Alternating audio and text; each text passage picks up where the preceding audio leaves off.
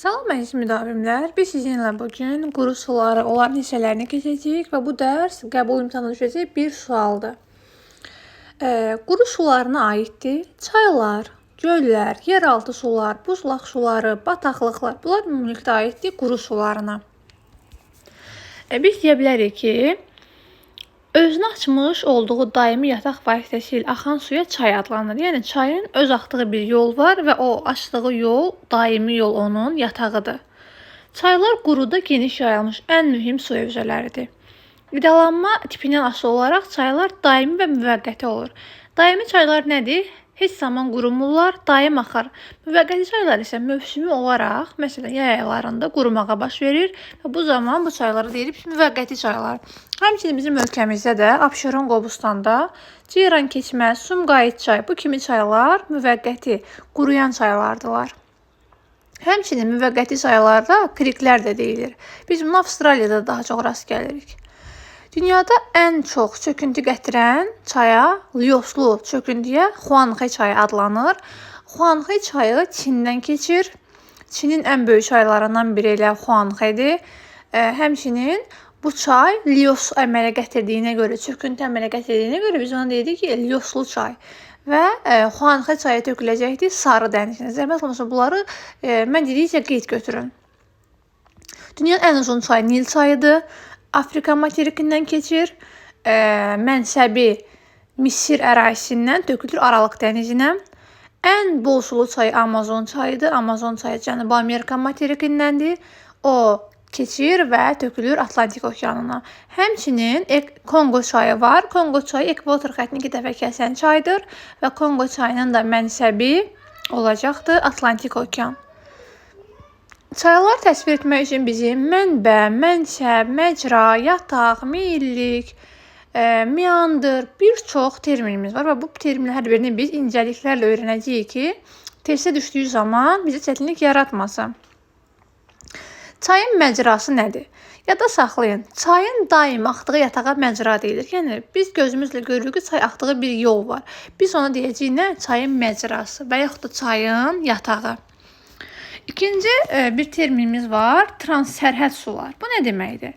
Transsərhəd dediyimiz zaman iki və daha çox ölkədən keçdiyi sudur ki, və yaxud da iki və çox ölkənin bölüşdüyü çay, göl, su bu kimi sahələrdir. Və bu transsərhəd sular dünyada çox sayda insanın həyatına və dolanışığına dəstək olur.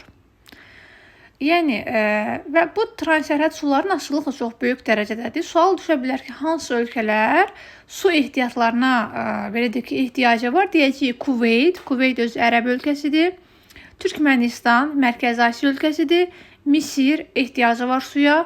Mərakeş, Banqladeşin özü, Nigeriya, Niderland, Azərbaycan. Baxın, bu testin bir sualıdır. Sual düşə bilər ki, transsərhəd su ehtiyatlarından asılı olan ölkələr deyəcəyik ki, Kuveyt, Türkmənistan, Misir, Mərakeş, Banqladeş, Nigeriya, Niderland, Azərbaycan. Bizim ölkəmizdə şirin suya ehtiyacı olan ölkələr siyahısında, çünki Azərbaycan özü də şirin su qaynaqları tükənən və az olan ölkələr siyahısındadır. Ümumiyyətlə bildik ki, biz transsərhəd nədir? İki və daha çox ölkənin bölüşdüyü su, göl, çay hövzəsidir.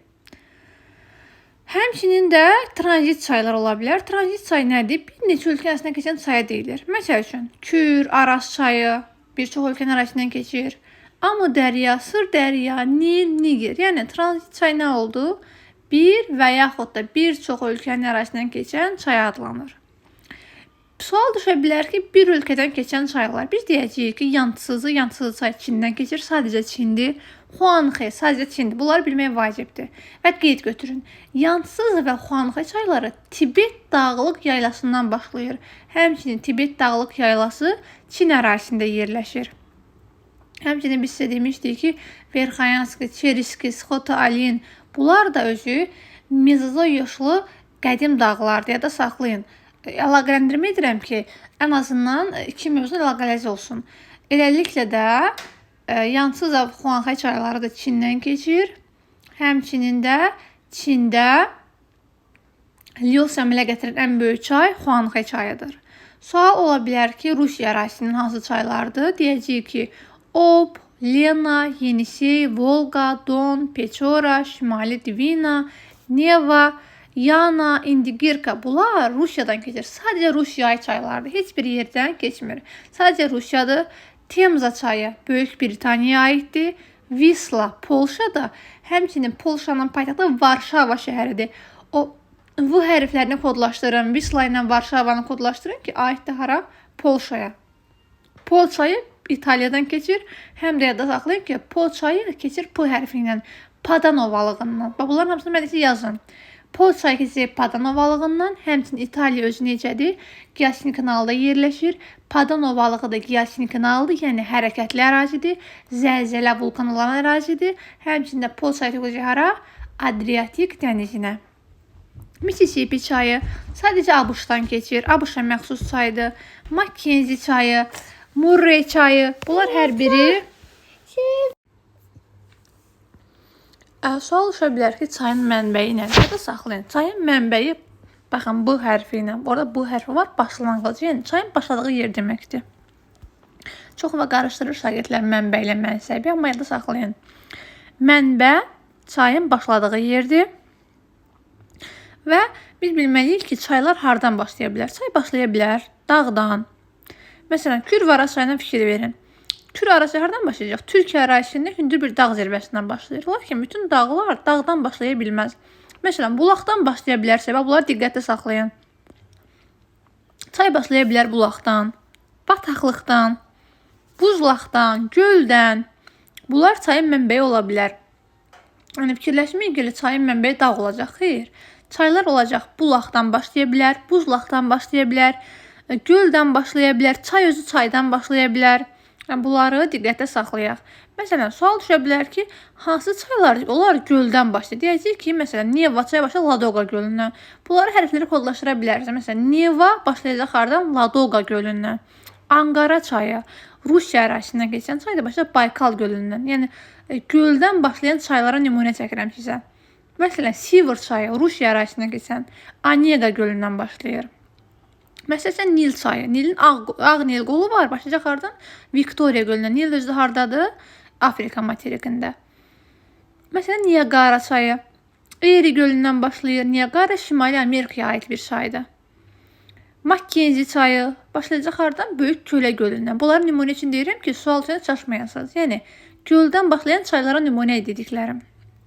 Çayın mənsəbi. Çayın mənsəbi isə çayın töküldüyü yerdir. Hər bir və yaxud da hər hansı bir çay bir çaya tökülə bilər, gölə tökülə bilər, dənizə tökülə bilər, okeana tökülə bilər. Məsəl üçün, Kür hara tökülür? Kür tökülür Xəzər dənizinə. Aras hara tökülür? Aras tökülür çaya, tökülür Kürə. Baxın, fikir verin. Mən bunu sizə ölkədən nümunə verim, sizə daha rahat olsun. Deməli, Kür töküləcək Xəzər dənizinə, demək olur mənsəb dəniz. Amma Aras tökülür Kürə, yəni çaya. Çay tökülür çaya. Başa düşürsünüz bunu? Həmçində çayın mənsəbi delta və yaxud da estuari ola bilər. Bunlar nə deməkdir? Estuari və delta çayın belə deyək ki, tökülmə formalarıdır. Və çaylar öz mənsəblərində həm delta, həm estuari əmələ gətirə bilər. Deltalı çaylar necə olur? Çay mənsəbində çoxlu qollara bölünür. Məsələn, sizə test verəcək və şəkillər qoyacaqdır. Əgər baxacaqsınızsa, çay çoxlu qolları var, deyəcək bu deltalı çaydır. Və deltalı çaylar daha çox biz deyə bilərik ki, düzən çaylarındadır. Həmçində bu çaylarda ən böyük deltanla Dank və Brahmapudra çayları əmələ gətirir. Bu çaylar Hindistan ərazisindən keçir və töküləcək Bengal körfəzinə. Yadda saxlayın. Dünyanın ən böyük deltalı çayı Dank və Brahmapudradır və yaradacaqdır nə? Bengal deltasını. Həmçinin Nil çayı, yadda saxlayın, deltalı çaylardır. Mississippi çayı ABŞ-ın çayıdır. Volga Rusiyanın, Kür Azərbaycanın, Dunay yenidən Ukraynanın, Lena Rusiyanın, Niger çayı Afrikanın, bu kimi çaylar nədir? Deltalı çaylardır və deltalı çayları siz əzbər bilməlisiniz. Yəni, sual düşəndə seçə bilərsiniz. Bir də saxlayın, deltalı çaylar əsasən akkumulyativ mənşəli olurlar və qollara bölünürlər. Estuarili çaylar. Estuari çayı da yenidən çayın mənsəbinin bir formasıdır. Lakin bu çaylarda dənizə doğru bir genişlənmə və qıfa bənzər bir forma olur. Və burada artıq çay bir dənə qoldan ibarət olacaqdır və adətən bu çaylar dağ çaylarında baş verir, yəni hündür çaylarda. Amma düzən çaylar necə olur? Delta. Ya da saxlayın, dağdan başlayan çaylar olacaqdı estuarili, lakin düzən çaylar olacaq deltalı çaylar. Və estuarili çaylarda güclü qabarma çəkilmə var. Biz bunu keçmiş dərslərimizdə keçmişdik. Qabarma çəkilmə nədir? Və biz bilməliyik ki, artıq burada estuarili çaylarda qabarma çəkilmə olacaq və estuarili çaylarda daha çox okean cəryanları təsir edəcək bu çaylara. Dünyanın ən böyük estuarisi Ob çayıdır. Və yada saxlayın, Ob çayı aiddir hara? Rusiyaya. Rusiyanın estuarili çayıdır və Ob çayı olacaqdır Kara dənizinə. Həmçinin Kongo çayı, Amazon çayı, Colorado, Kolumbiya çayları necədir? Estuarili çaylar. Bu çayları əzbər bilmək lazımdır. Bir də sual düşə bilər ki, kör mənsəbli çaylar. Bu çaylar nədir? Bu çaylar mənsəbə çatmayan çaylardır. Yəni bu çaylar belə deyək ki, quruyan çaylardır və bunlara ceyran keçməz, Pir saat, Sumqayıt çaylarına aid edə bilərik. Çayın öz dərəsini daimi dərinləşdirməsinə biz deyirik erosiya baisi. Və bu elə bir səviyyədədir ki, erosiya baisi çayın mənsəbinə uyğun gəlir. Çayların erosiya baisi dəniz, okean səviyyəsində, həmçinin ondan aşağıda və yuxarıda ola bilər. Yəni çayların erosiya baisi okean səviyyəsindən ondan aşağı, dəniz səviyyəsində ola bilər. Bu necə izah edə bilərik sizə? Məsəl üçün, yada saxlayın, Xəzər dənizinə tökülən çaylar həmişə erosiya baisi aşağı çaylar olacaq. Çünki Xəzər dənizi okean səviyyəsi aşağıda yerləşir. Bunu mütləq bilməliyik. Məsələn, Xəzərə hansı çay tökülürsə tökülsün, onun mənsəbi okeandan aşağıdır, okean səviyyəsindən. Məsələn, Volqa çayı okean səviyyəsindən aşağı çaydır. Kür çayı, Qusar çayı, Qudyal çayı, yəni Xəzərə hansı çay tökülürsə, onlar olacaqdır nə? Okean səviyyəsindən aşağı çaylar. Amma ki, hündür çay desək, okean səviyyəsi yüksək olur. Məsələn, desək, Sır dərya, Amu dərya, dağ çaylarının çoxu və daha hündür əraziyə tökülən çaylar olacaq necə? Okean səviyyəsindən hündür. Və elə çaylar da var ki, elə okean səviyyəsində, məsələn, Avropa çayları, Temza çayı, Siyana çayı, bunlar necə çaylar olacaqdır? Sırf okean səviyyəsi çaylar. Bir də bunu bilmək lazımdır ki, çayların dərəsində mənbə ilə mənsəb arasında qalan çökəkliyə deyəcəyinə çay dərəsi. Yəni, çay dərəsi necə olacaq? Çayın mənbəsi ilə mənbəyi arasında qalan çökəkliyə deyəcəyik biz çay dərəsini. Çaylar teraslaşmasına görə də iki yerə bölünəcəkdir. Denudasiya və akkumulyativ çaylara. Bir də bunu bilmək lazımdır ki, bəzi çaylar var ki, onlar dağ çaylarıdır və onlar hündür ərazidən başlayırlar və onlar kanyon əmələ gətirirlər. Çünki ensiz, dik yamaca malikdirlər. Kanyonlar ən böyük səbəb isə suda əl olunan yumuşaq əhəng daşıdır, karbonatlı suxurlardır və bu çaylar Şimali Amerikada, Colorado, Kolumbiya çaylarıdır ki, böyük kanyon əmələ gətirirlər. Yəni, sual düşək, kanyon necə yaranır? Deyəcəksiniz ki, hündür dağ çayları suda həll olan əhəng daşını yuduğu üçün orada yaranacaq nə? Kanyonvari dərələr və çaylar. Sual düşə bilər ki, çayın düşməsi nədir? Siz bilməlisiniz ki, çayın mənbə ilə mənsəbin hündürlüyü fərqi çayın düşməsidir. Yəni, biz biləcəyik ki, mənbə nədir, mənsəbin hündürlüyü nədir? Onların fərqi olacaq nə? Çayın düşməsi. Bir də meandr bilmək lazımdır. Meandr düzənlik çaylarında olur. Çayın əyri-üyrü şəkildə axmasına biz deyəcəyik meandr. Meandr səsən nədir? Düzən çaylarında olacaqdır. Gətirmə konusular çayın gətirib çöktürdüyü hissələrdir. Astanalar isə çay boyu axan və yuyulması çətin olan suxurların səthi yaxşı dayaz yerlərdir. Və astanalar çox böyük maneə yaradır gəmiçiliyə. Yəni, astana olan ərazilərdə gəmiçilik olması çox çətin prosesdir. Şəlalə isə dağ çaylarında olur. Bəlkə də görmüşsünüz təhsilə gedəndə və yaxud da bir yaşadığınız ərazidə. Hündür dağ ərazisindən şəlalələr axır və şəlalələr əsasən yuyula bilməyən, yəni su yuyuruq hər şeyi, lakin dağ çaylarında bəzi hissələrinə suxur yuyulmur və bu zaman şəlalələr yaranır. Dünyanın ən hündür şəlaləsi Anhel şəlaləsidir və Cənubi Amerikada yerləşir. Azərbaycanda bir çox şəlalələr var, dünyanın bir çox ölkəsində də şəlalələr var ki, bunlar hər biri necədir? Hündür ərazidən başlayır və yuyulmayan suxurlardan. Baxın, kanyon yuyulan suxurdur, hər ikisi hündürdən başlayır. Amma şəlalə yuyulmayan bərk suxurlardan baş verir. Çaylara dib və yan eroziyası var. Dibi bilin ki, çay hündürdən başlayır və dibə doğru gedir deyə su dib eroziyasıdır. Amma düzən çay isə yan eroziyası, yəni yanlara doğru getdiyi üçün olacaqdır nə? Yan eroziyası. Çay sistemi nədir? Çay sistemi öz qollarını birlikdə çay sistemi yaradır. Məsələn, Amazon çayının qolları var. Madeira, Maranhão, Rio Negro, Tapajós, Ucayali. Biz bunları keçəcəyik yavaş-yavaş bütün materikləri keçdikcə. Amma burada ümumi məlumat verirəm ki, çay sistemi nədir? Çayın bütün qolları ilə əmələ gətirdiyi sistem olacaq nə? Çay sistemi. İndi sizə burada bir belə deyək, çayın rejimini deyə bilərəm. Çaylar hər zaman rejiminə görə fərqli olur. Bu nə deməkdir? Yəni bəzi çaylar var ki, onlar yayda bol olur, bəziləri qışda, bəziləri bütün fəsillərdə. Bu çayların rejimi adlanır. Yada saxlamaq lazımdır ki, yağıntılı dönəmi yay aylarında olan çaylar hər zaman yayda olacaqdır. Lakin qışda bol sulu olan çaylar isə yağıntı qışda düşdükcə olacaq nə? Bol sulu çaylar. Artıq burada atmosfer bölməsini yaxşı bilməlisiniz ki, çayların rejimi sizin üçün rahat olsun.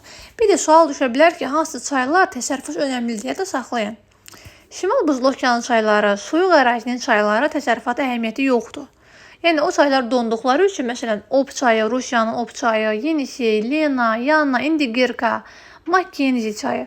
Bu çaylar necədir? Donur, buz olduğu üçün istifadə olunmur. Deyəcəyik ki, Şimal Buzlu Okeana tökülən çaylar, soyuq ərazinin çayları təsərrüfata ehtiyac olmur.